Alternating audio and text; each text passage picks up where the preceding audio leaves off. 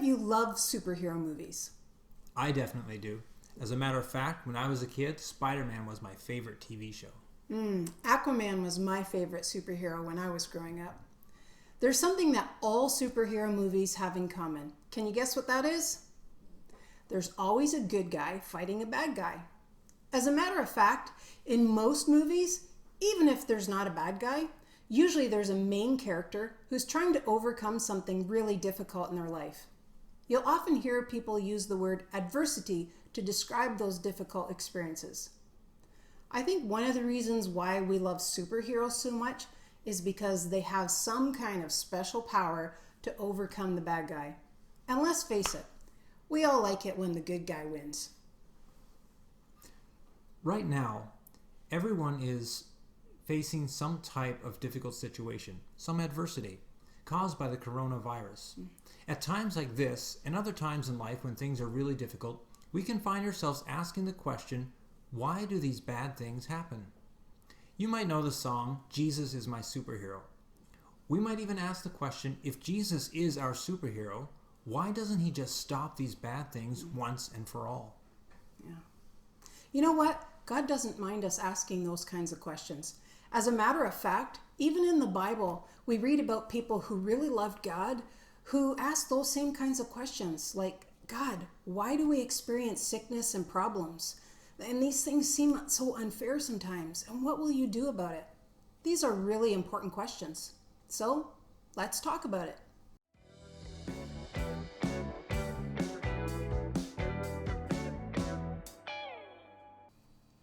Today, it's my turn to show you something that I like to collect. I like to collect sneakers. So I brought some of my favorites for you today. These are my Elmo shoes. I like the cool heel there with Elmo on there. And similarly, I have a pair of Cookie Monster shoes. I really like the color of this shoe. It's kind of fun when I'm in my happy mood. These are my Kyrie's. This color is called Hot Punch.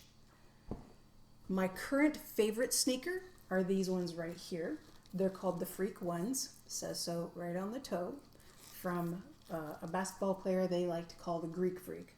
It's got this fun fuzzy gold swoop on it, and you can see through here it's got a leopard print through the shoe. I love this shoe. I think it's pretty cool. So what if I told you that my sneakers remind me of another piece of the armor of God? Let's find out how by reading a few verses from the book of Ephesians chapter 6. It says, "Therefore put on the full armor of God, so that when the day of evil comes, you may be able to stand your ground. And after you've done everything, to stand. Stand firm then, with the belt of truth buckled around your waist, with the breastplate of righteousness in place, and with your feet fitted with the readiness that comes from the gospel of peace." So there it is. One of the things God does about the problem of sickness and evil and adversity is that he gives us what we need to walk through it, with our feet fitted with the readiness that comes from the gospel of peace. It may seem strange to consider footwear to be part of the armor, but if you think about it, imagine going into battle, running over sticks, stones, things like that, shoeless. That'd be pretty uncomfortable, don't you think? Okay, let's go back to those questions we mentioned earlier. Why do bad things happen? Because in this world we face what we read about in these verses, the day of evil. The day of evil is a way to describe life's hard times in this world. Whether it's the coronavirus or losing a job, the temptations we face, or even fighting against evil. Why does God allow these things in the world? The answer is complex, so we'll put it into 3 categories: the freedom to choose, this broken world, and the unseen world.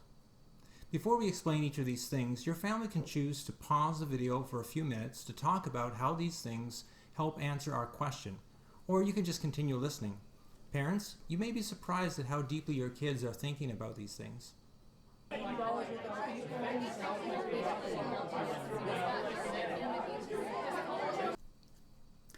Let's talk about our freedom to choose. The fact is, God doesn't force anybody to do anything. That's his nature. God made people and angels with the ability to choose their actions. We can choose the way of Jesus or the way of selfishness or evil. Both angels and people have made choices that were disobedient against God and his ways, which brought all kinds of problems into the world, which God had originally made perfect. That reveals the second reason why bad things happen. Right now, this world is broken. Nothing in this world is perfect, other than Jesus, of course. And because this world is broken, we experience sickness, pain, death, as well as the effects of people's sin and evil choices. The world is broken, but there's a new world coming, which we're going to talk about in a couple minutes. The third reason bad things and suffering happen is because of the battle taking place in the unseen world. There's a story in the Bible that teaches us that we cannot see everything that causes bad things to happen. We can see the consequences for people's bad choices. We can see sickness and natural disasters that happen because the world is broken. But some things happen because there's a battle going on that we can't see between God's kingdom and the forces of evil. This story is about a man who lived many thousands of years ago. His name is Job. Job was a good man, but he experienced many days of evil that were not caused by his choices. Job got very sick. His children died. His farm animals died. People betrayed and judged him for his problems, and he lost his fortune. These experiences caused him to ask the same kinds of questions that we're talking about today. God, why is this happening? And what will you do to help me? God heard Job's questions, and at the end of the story, God describes for Job the powerful forces of evil that are at work that Job could not see or understand. God also corrects Job's friends who misrepresented God by saying that he caused all Job's problems to punish Job for his sin. God said that that was not the truth. The Apostle Paul describes the same unseen battle this way. He says, "Our fight is not against human beings. It's against the rulers, the authorities, and the powers of this dark world. It's against the spiritual forces of evil in the heavenly world. So put on all of God's armor. Evil days will come, but you will be able to stand up to anything." The big lesson that God wants us to learn is that God is never the source of evil.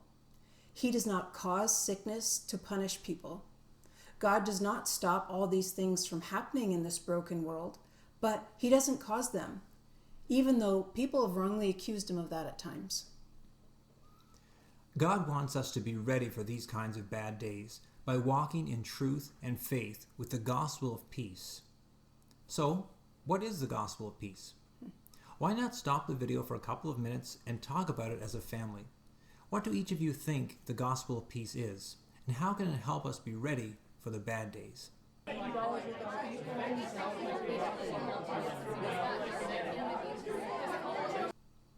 I hope you had some good discussion. Now let's look at what Jesus said about this. "Peace I leave with you. My peace I give you. I do not give to you as the world gives. Do not let your hearts be troubled, and do not be afraid." And later he says, "I have told you these things so that you can have peace because of me. In this world you will have trouble, but take courage. I have won the battle over the world." The gospel of peace is God's invitation for us to walk with Jesus every day without fear, because the peace of Jesus is greater than the troubles of this world. Our final question, what does God do about the problems in this world? First of all, we need to know this. God will not take away our freedom to choose. He asks us to choose him.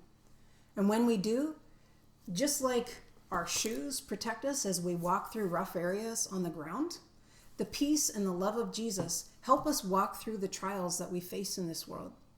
And that's something we're to bring with us everywhere we go, so that people can see Jesus at work in our lives. Although this world is broken, when we follow the example of Jesus, we are working with God to make the world a better place.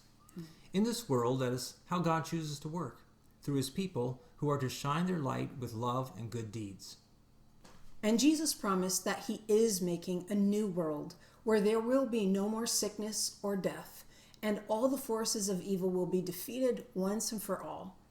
And until that world comes, we need to understand that there is a battle going on between good and evil.